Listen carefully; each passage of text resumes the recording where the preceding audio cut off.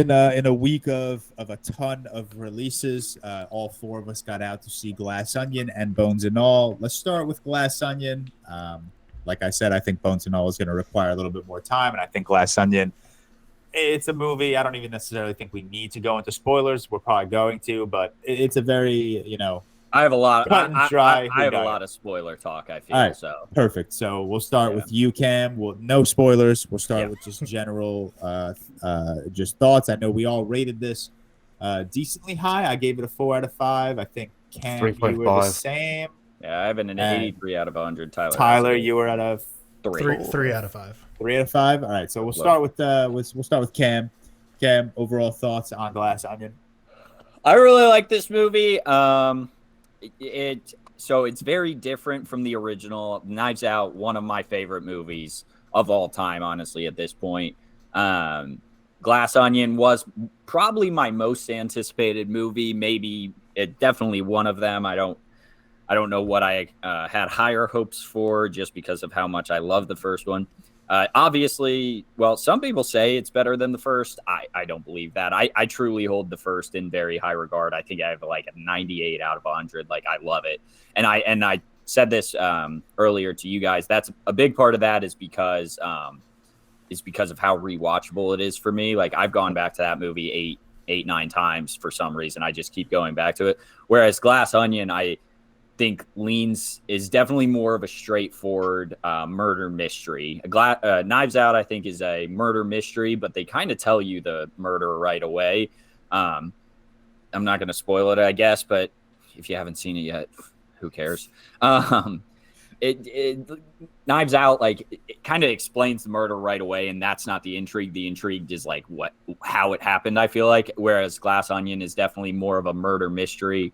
And I texted you guys like 10 minutes into the movie after we met all of the characters and was like, this is the murderer. I'm guessing it right now. Didn't even know who got killed. So I was completely thrown off with who got killed because I thought it was the person you expect to get killed up until that point. So then when that happened, I was like, oh, wait, okay. Now I'm all thrown off, but I'll keep my same guess. Doesn't matter. We could talk about that in the spoilers.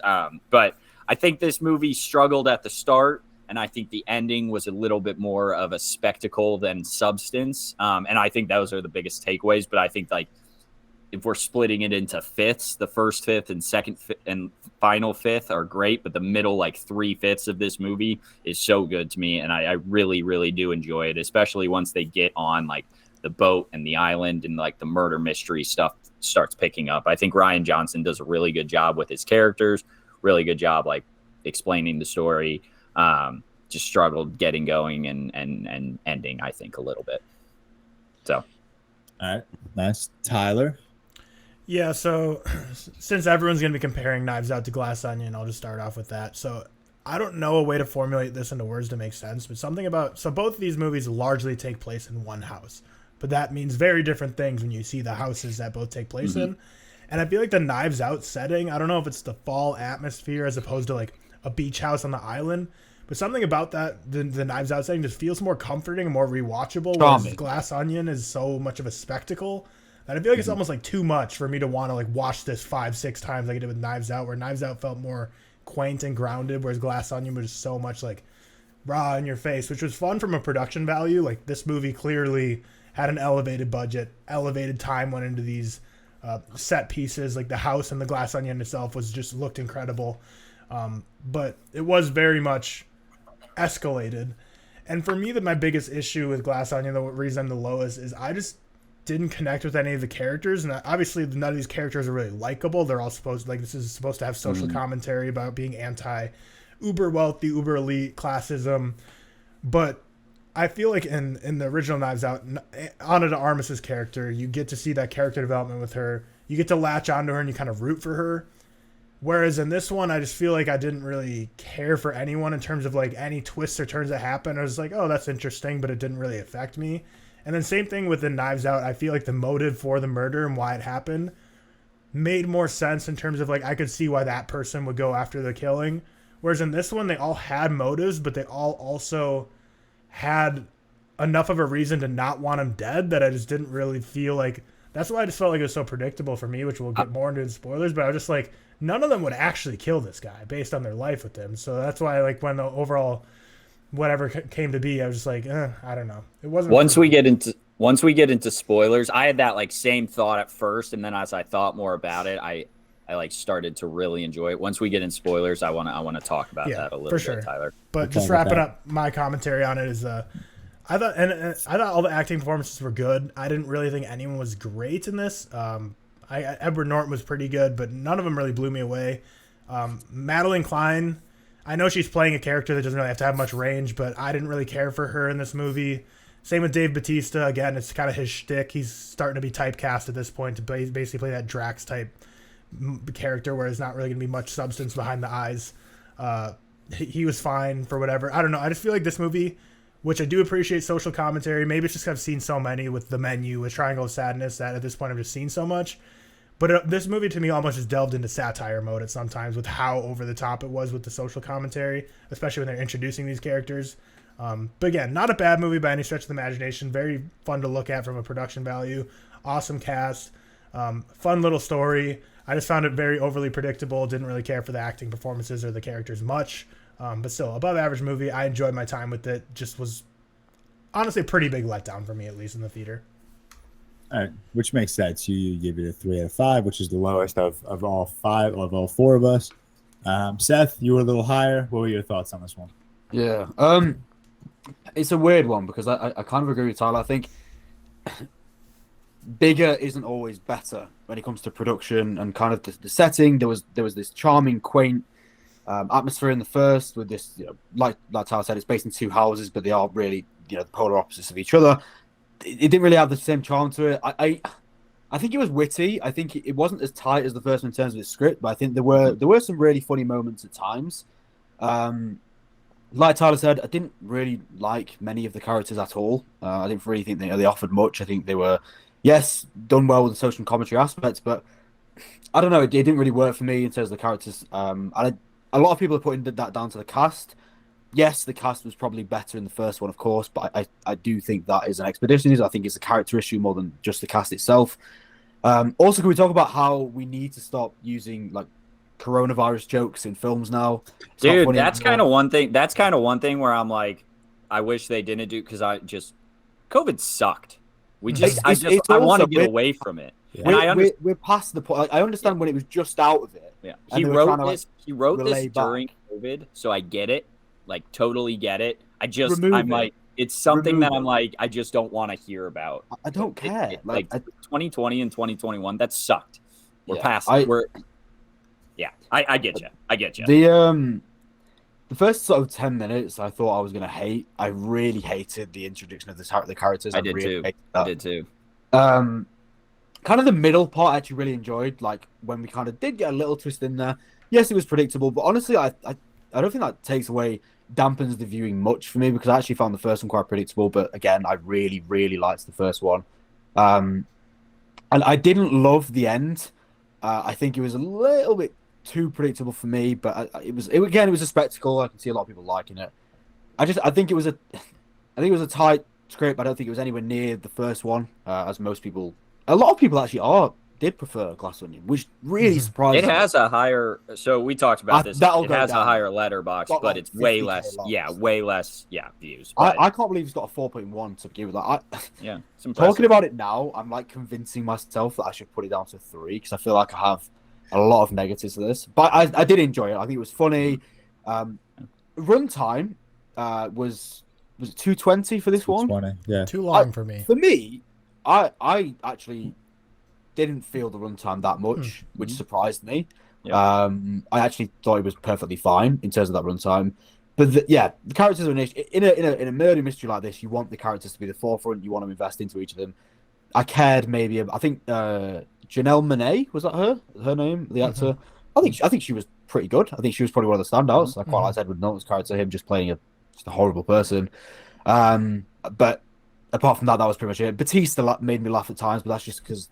Like, you have a soft spot for Batista, though. Yeah. I think I do, because he's just an idiot and he just plays the same cast. But I mean, in fairness, he plays these characters so well. It's funny. Yeah, it's like I actually I probably laughed more at his stuff than the majority of anybody else's, I would say. Yeah. But no, it was fine. I just think bigger doesn't always mean better, and it wasn't as tight. And the characters in the first one were so great that I think it puts the characters in this one down by quite a lot. But yeah, 3.5, 3.5 out of 5. I'll wait to rewatch it to see if that goes down. But it probably will, to be honest. Yeah, I think this is definitely one that's going to require a rewatch. And one thing you mentioned, Seth, I mentioned in my TikTok video, I was like, this movie's bigger, it's louder, it might be funnier than the first. And then I go on to say, I don't think it's better than Knives Out. And a lot of people were like, well, that sounds kind of like an oxymoron. And I'm like, no, it doesn't, because just like being bigger and louder and Doesn't mean better. maybe funnier, depending on who you ask, does not necessarily correlate to being a better film. Yeah. And then one thing, one sentiment of Cam's that I want to echo is the rewatch value on Knives Out, the first one. I have seen that movie so many times. Every single time, I'm like, oh, no way is that what's happening. It gets me every time, that twist. I absolutely love the first Knives Out. In a year, 2019, which I consider to be one of the greatest in film history, it's in my top 5 of the year. So I, just like Cam, I hold it to such a high regard. Obviously, it's a 5 out of 5 on Letterboxd for me, which means it's on my greatest of all time list. So yeah, I was pretty excited coming into this one. I was also a little bit nervous because I didn't think Knives Out necessarily needed a sequel. I thought it was perfectly fine as a one-off. Do you count this as a sequel? Yes, I think it's under the same franchise. Just because Benoit Blanc is in it. Yeah, okay, that's fine. I'm just saying, like, it's not like it's not a traditional related at all. Yeah, that's fine. One thing I will say, I love Daniel Craig as Benoit Blanc. I think the whole, and this isn't a spoiler, the whole conversation about winning it and getting an iPad had me losing my mind. Oh my god, man. I think he's so good in this movie.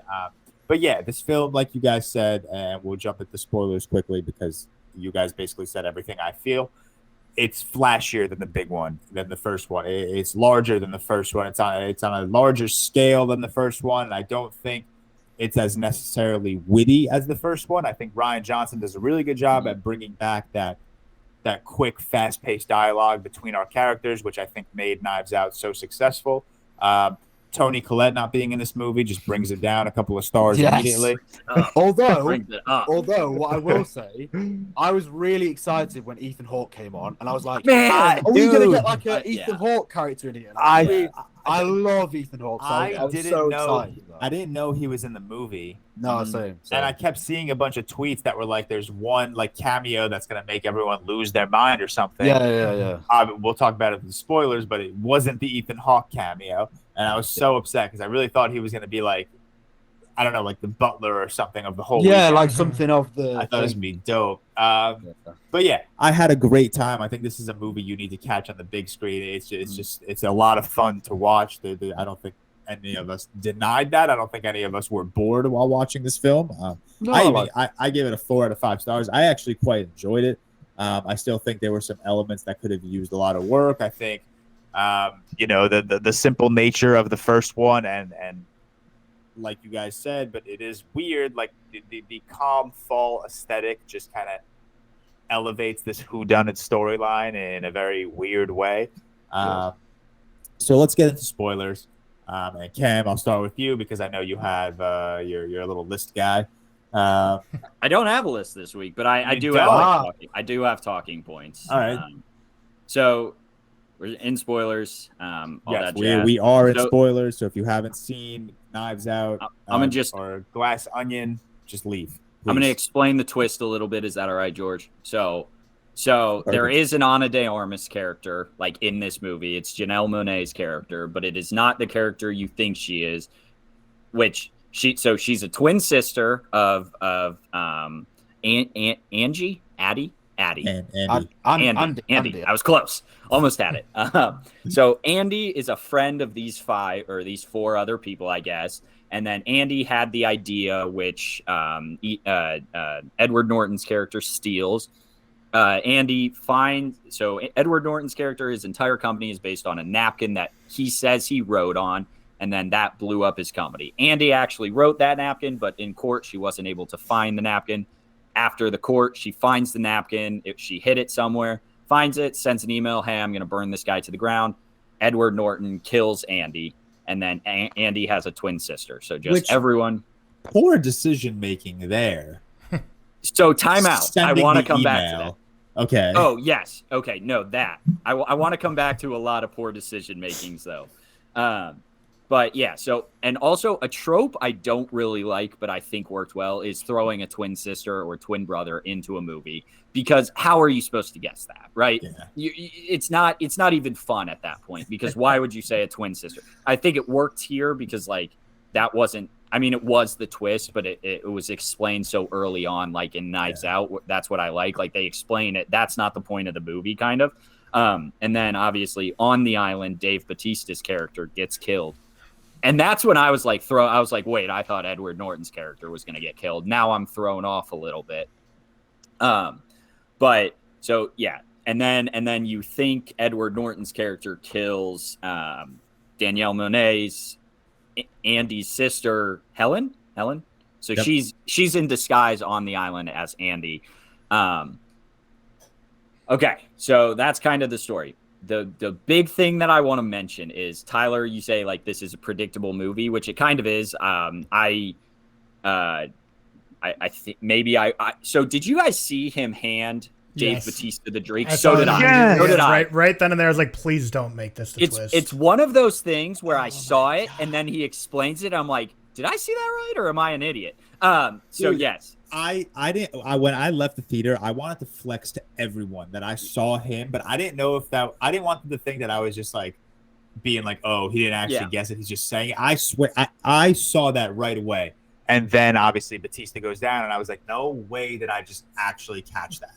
I saw that too. Yeah. So I don't think it wasn't it was supposed to be non-obvious. I think it was supposed to be in your face, because so obviously Edward Norton's character, the big CEO guy, he is the killer. He kills Andy. He kills Dave Bautista because Dave Bautista is allergic to pineapple juice, and it's just an allergen. Closes his throat right away. He says at the start, he says he doesn't fuck with pineapple, but then later his girlfriend is like, she can't even, Madeline Klein's character, he can't even have a drop. So I also like think it was predictable, but in the explainer, one of my favorite fucking parts of this movie and why I like it so much is Benoit Blanc is doing his whole explainer thing. You know, he's talking about the glass onion, peeling back layers, which, by the way, every time he opens his mouth, I am so giddy. I was dying laughing at like half of his lines just because it's Daniel Craig talking like that. His explainer is like, and early in the movie, he's like, there's no way it's Edward Norton's character. He's too smart for that. And then at the end, he's like, wait a minute. You're a dumb shit. Edward Norton's a fucking idiot. Yeah. He's a fucking idiot. And I loved that explainer. The flashback to the word, the pronunciation. Yes, man. And I noticed that too. You're watching it and you're like, what did he just say? But he's like, this guy is a fucking idiot, making us all think he's smart. So yeah, he handed him the drink because he's an idiot. He went and drove to her house and killed her because he's a fucking idiot and he didn't think anything through. He uses Daniel Craig early in the movie, tells him that inviting all of these people to an island that basically want to kill him is like turning the lights off and putting a loaded gun on the table. And then that's what he does. And he's like, you stole my fucking thing because you're a goddamn idiot. I loved that, man. I don't know if Tyler, I'd love to hear your thoughts on that, because like that was like one of those things where I was like, as I thought about it more, I'm like, holy shit, they told you everything that like happened and they explained it. Like, no way he did this. He's too smart. He knew he'd get caught if he got this email and then he went and killed her. But he's just so goddamn dumb. He'd do it. So that's something I really, really liked. And that's my biggest like talking point is that he's a goddamn idiot. And that's the explainer, which makes sense. I don't know. Anyone can give their thoughts.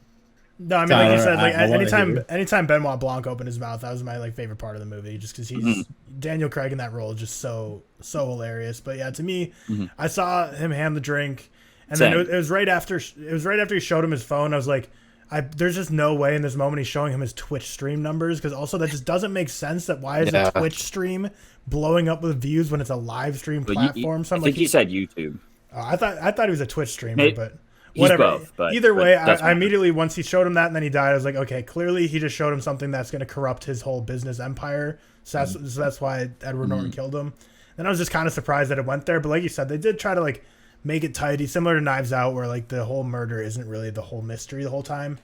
But I also felt like the Janelle Monáe, like obviously, like you said, you can't see a twin coming. That's not something you can predict because it's just anyone can throw. It's like, oh, we have a carbon copy. Ha, loser, you didn't know that. But the second she got to the island, you knew like she was clearly going to be involved because he was very surprised she was there. But yeah, I mean, in terms of what you said, like I did like the ending, and the whole reveal is always great. Like, and they're going to make more Knives Out than just this. There's going to make a third one at least. And that's always my favorite part of every movie is of these Knives Out is when he's doing his whole explainer bit. But then after that, and I don't want to completely derail the topic, but I'm just saying, like after the explainer bit, I feel like the end just dragged on with like they just kept smashing glass, and there's just fire and fire. No, Like, that I agree with. way That's too what long. like I don't like. The after the explainer is when it like just becomes it takes it to a 10 and they blow up the Mona Lisa and they are destroying this glass and the fuel he made or says he made is like an explosion, just like a catalyst to an explosion. Like that I didn't love. I'm with you there. But did I you like guys so do you agree with what me and Seth were saying that like these characters were a lot less, like you got a lot less invested in these characters than you did in Knives Out? Yeah, I definitely. I think Knives Out was the better collection of just stars. I think just overall the Knives Out cast were just better actors and actresses. But that's not to say Glass Onion, because I thought Kate Hudson was awesome. I thought Catherine Hahn was fantastic. Yeah, I thought the cast did well for what they had to be there for.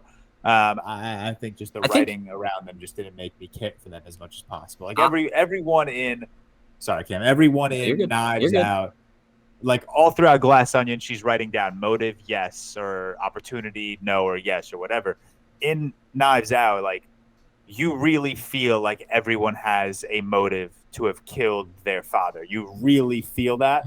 And that's because the movie does such a good job at just building up a story around everyone. Whereas I feel like Glass Onion just kind of glossed over everything very quickly and just kind of expects you to be on board with it, which obviously a lot of people weren't necessarily on board. But again, I say this cast was bad. I enjoyed these guys together very much. One thing we kind of glossed over that I want to touch on is I personally really disliked the opening 20-ish minutes when they were introducing us.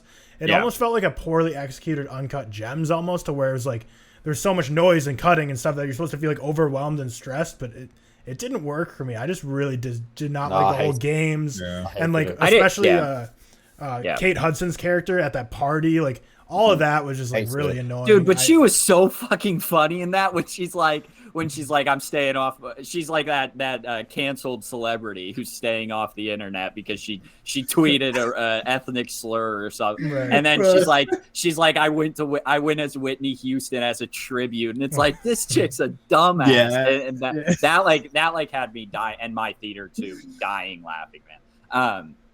But no, I agree with you. The like splitting of the camera, showing all three of them, and they're on the phone trying to figure this out. I thought that I didn't like that at all. Honestly, I thought I was going to hate the film. It just didn't necessarily make sense because like why couldn't he have just mailed the letter? Like what was the point of all of these like simple games? I think it's just like he always sends games. That's their thing. But the box looked cool though. It's fun. I think if they were doing it individually and not on the calls, I would have liked it. I think it's the splitting of the camera and they're talking to each other and they're figuring it out so easy. I didn't like that. With you there. That's used in many films, and I never really like it. I think it just comes across as messy, to be honest. I just don't enjoy it. I will say, to the point of the characters, I liked this cast not more than Knives Out. It's not comparable. We talked about it before. It's a B plus cast to the A plus that was in Knives Out. Doesn't matter. We knew that was going to happen. To the characters, though, I liked that all of these characters were just shitty people. And this is Emma's point, so shout out her because I agree with her. She brought up after we saw it, she liked that none of these characters even tried to redeem themselves until it was better for them to redeem themselves than to stay on his side, because they're all such shitty people and they want to be on the right side of history or on the right side of everything, that they finally at the end are like, wait a minute, this guy's fucked. Now let's go against him. I like that, because even when he burns the original napkin, they're still on his side, because he's got the lawyers, he's got the money to talk himself out of it. They'll be fine if he gets out of this. But at the end, when this dude is the reason the Mona Lisa was destroyed, which, by the way, is just a wild thing to throw in a movie, but I didn't kind of like like that. Every time the Mona Lisa glass, every time, yeah, I chuckled a little bit. Yeah, I agree. I think it's just, it's just if you got enjoyment out of it or not. But Yeah. I do like that the characters were all shitty,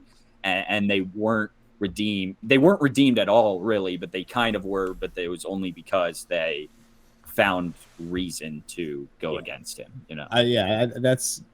And I wouldn't even consider it a problem. I still gave this movie a 4 out of 5. I still hold it to pretty high regard. I did have a great time with it, but I absolutely dislike films where there's no real likable character. I think Janelle Monáe and Benoit Blanc are the only ones you. They're the only, but in Knives Out, I didn't particularly hate every character, because I think every character had a necessary motive to have wanted that will. I just think the situation they were in caused them to be assholes. Every character in this movie, outside of Janelle Monáe, obviously, and we didn't even know that she wasn't a dislikable character until like 45 to an hour into the movie. I don't know if you guys saw the Rosamund Pike movie, I Don't Care, from like last year or 2 years ago. Not one and it's a good movie, so it's such a shame, because there is not one likable character in that movie. The entire time I was watching this movie, I was like, I fucking hate everyone, and it's ruining my viewing experience. Even though like Kate Hudson was hysterical, even though Dave Bautista was hysterical, even though was Kate Hudson? The Birdie, the cancel woman, I hate blonde. I really don't like her at all. Even though Madeline Klein is just fun to look at. Bonk. I mean, I still did not love their characters. I didn't like anyone on screen, which is something I think holds the film back for me. Benoit Blanc absolutely elevates it, because I absolutely adore Daniel Craig in this role. But yeah, any other last minute thoughts before we move on? I think just I care a lot, by the way, because I couldn't find this movie. I care a lot. Yeah, okay. Sorry. No, you're good. I was just looking, and I'm like, what is this movie? George, you know how you said that like the characters weren't in Knives Out, that like you didn't like them, but they kind of had a motive. They had a reason for being assholes. Them, but I liked how I hated them. Yeah. In this, I hated them because I didn't like the characters. Do you know what I mean? Like, I hated them, but I hated them because the characters weren't well done. But in Knives Out, they were all pretty horrible by the end of it, but I liked how they were done, because but it's like it's like, put yourself in their shoes. They just got jerked out of millions of dollars of will by this like by a nurse. Like, I would have been pissed off too. So like, it's one of those things where it's like, you hate how much of an asshole they are, but like, you understand why they are that way. It's key to understand the motive, isn't it? Yeah, everyone in Glass Onion is just an asshole because they have too much money, and like, obviously that's just. I kind of liked him. I'll say. Yeah, I kind of liked him. I think the thing for me is like why I didn't like him. Maybe Seth can play into this too. Is that it was for me? It was just like it was a social commentary that just went so far to the point of just almost became a satire, to where it was just they're just almost like unbelievable, like, which they're not unbelievably like idiots or bad people, because obviously people like that exist, but it was to the point where in a movie when you're seeing all this collective group and they're introducing them and they're just all so over the top and whatever trope they're going for, I just didn't love it. But I did love Ethan Hawke, and I wonder if like Cam said or whoever said that I wish I didn't have COVID stuff. Seth said that. Maybe. I wonder if they agreed, but they had Ethan Hawke shooting the vaccines in their mouths, so they're like, we can't take Ethan Hawke's cameo out of this movie because this is gold. So maybe because like literally after that, I don't think they really addressed it pretty much. No, really. they just like have him shoot some pill, and then they're like, "You're good." Right, You're good. but yeah, like I do agree with what Seth said though. Where I was like, when I saw masks, it almost like triggered me in the games. Maybe I was like, oh god, like why are they bringing this up? And then like, but then since there's Ethan Hawke, like I do wonder if maybe they were like, we should change that, but they're like, no, we can't take Ethan Hawke out of this movie. That was a fun little cameo. All right, that was that's our review of Glass Onion. If you're watching us on YouTube and you've seen Glass Onion, let us know your thoughts. From the looks of it, at least from the people I follow on TikTok and Twitter, it seems to be a decently polarizing film. I think there are people on the end of, me and Cam who give it a 4 out of 5. We enjoy it quite a bit, and then Tyler, who doesn't necessarily not enjoy it, but just was a little bit let down. So it seems to be all over the place in terms of ratings. I expect that Letterboxd score to go down the more people see it, especially come December when it's released on Netflix.